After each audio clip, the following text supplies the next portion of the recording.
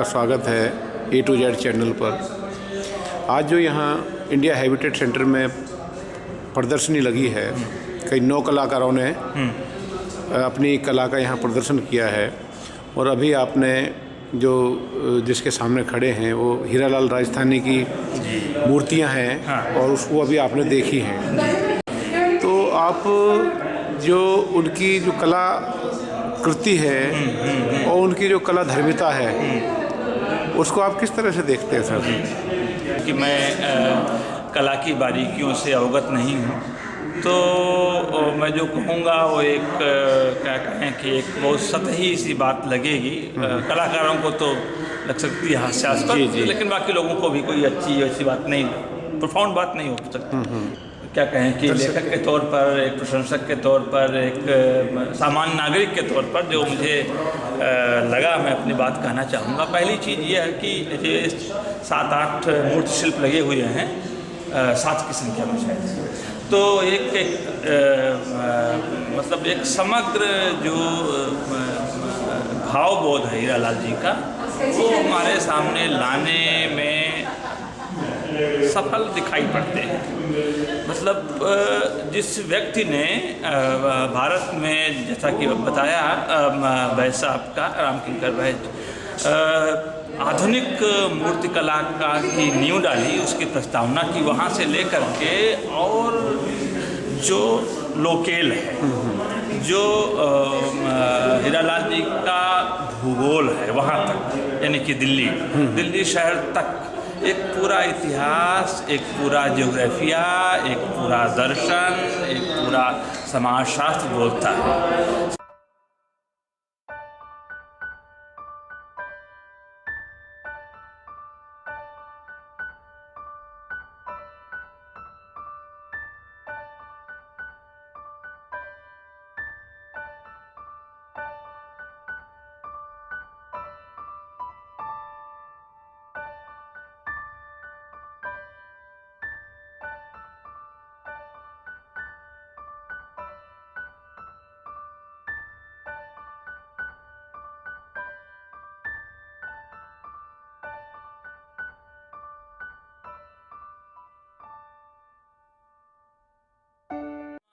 तो बिल्कुल केंद्र में है।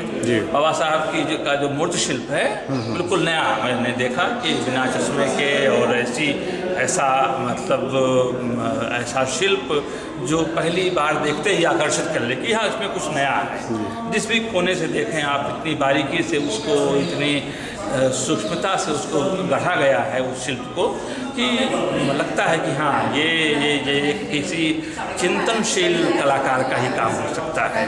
तो एक जो कृतज्ञता होती है कि हम जिस इलाके में हैं उस इलाके की नींव किसने रखी है, तो रामकिंकर वैद साहब हैं, वहाँ शुरू होता है।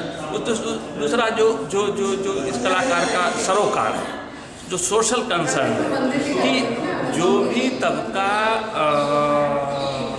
इंस्लेव्ड है, जिस भी तबके पर बंदिशें लगाई गई हैं, उन बंदिशों को लेकर के ये वाला मूर्ति शिल्प, इसको कहते हैं ना उत्तराधुनिकता, कि ये एक किस्म से 2 चीज़ों का, परंपरा और आधुनिकता का संगम, वो इसमें दिखाई देता है। कि चलिए ठीक है, एक बात आपकी मानते हैं हम कि भाई हमको हिजाब में रहना है, नकाब में रहना है, लेकिन एक बात हमारी है कि हमको तो नए इक्विपमेंट्स के साथ रहना है।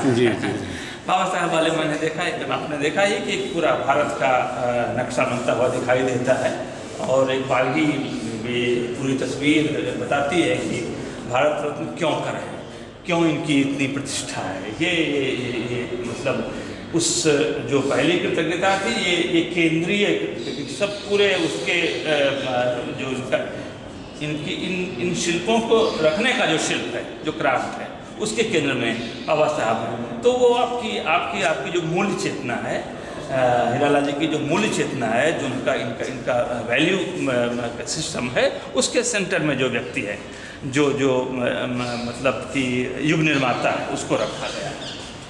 फिर उसके बाद में जिससे लड़ाई थी, जिन धर्मशास्त्रों से लड़ाई थी बाबा साहब की, जिसको वो हटा करके शुद्ध मनुष्य का निर्माण करना चाहते थे, वो ये बगल में वो रखा गया है। एक तरफ तो जेंडर का सवाल है और एक तरफ धर्म का सवाल है। इन दो सवालों के बीच एक टकराता हुआ जो युग नायक है, तो ये व्यक्ति है। इसकी आंखें देखिए, दो जो प्रतीक हैं, आगे पीछे शिखा, चोटी, आगे ये एक अलग किस्म की दाढ़ी जो बताती है कि ये कहें कि इस्लाम का अनुयायी है। तो इनके बीच में मैं की खोज, आंखें जो हैं वो जिस मुद्रा में हैं, जिस भाव में डूबी हुई हैं कि क्या मैं ये चिन्ह हूँ या मैं कुछ और हूँ। तो ये मैं की खोज है, चिन्हों के बीच में, प्रतीकों के बीच में, वो उस ये शिल्प उसकी तरफ इशारा करता है। दुनिया को एक सामान्य व्यक्ति की निगाह से देखता, वहाँ पर जिस सूट बूट में खड़े हुए लोग भी दिखाई पड़ते हैं, मॉडर्न कहें कि स्त्रियाँ भी दिखाई पड़ती हैं, लेकिन नहीं, एक दरबान की निगाह से, एक श्रमिक की निगाह से, एक सामान्य व्यक्ति की नज़र से इस पूरे दिल्ली प्रदेश के, दिल्ली क्षेत्र का जो केंद्र स्थल है, हृदय स्थल है कनॉट प्लेस, उसको रूपायित किया गया। इसमें तो मतलब घीसाराम जी का जो ये मूर्त शिल्प है, जो एक बार देख करके फिर घर आकर बनाया गया है, जैसा कि मुझे स्मृति पर आधारित है। बिल्कुल बिल्कुल। तो ये जो आकल्पन है, ये जो आरेखन है, इसके बाद में जो शिल्प बना है, ये शिल्प बहुत गजब का इस अर्थ में है कि मैं दुनिया को यहाँ से खड़ा होकर के देखता हूँ। हमारे बचपन में ऐसा होता था, हमको कहानियाँ सुनाई जाती थी कि जमींदार ने लगान वसूलने के लिए किसान के पाँव में कील काट दी थी, गाड़ते थे, ये एक तरीका था।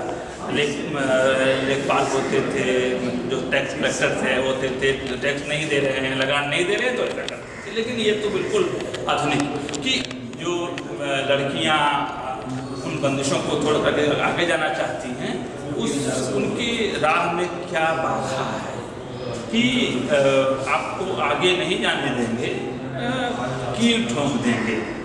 अब यह भी कि इसको आप देखिए, ये स्थिर भी है और गतिशील भी है। आप कील ठोंकेंगे तब भी हम चलेंगे।